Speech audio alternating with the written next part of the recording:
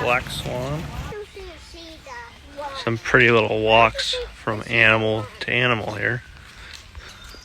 What's that? We got a donkey and an emu. Hawaiian hawk. The tiger's hiding out in the trees, staying cool. This green iguana is absolutely beautiful. Would scare the crud out of me, but I like it in the cage. A gray crowned crane, a red tegu or something. Creepy looking.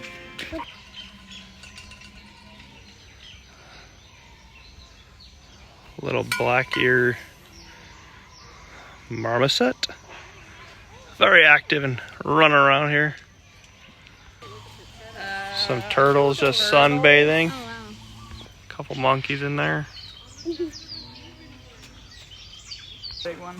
Huge tortoise. Sloth just chilling in the cage over there. Rocks.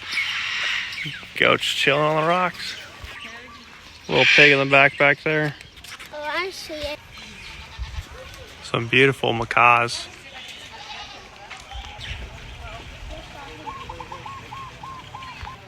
Peacock just roaming around.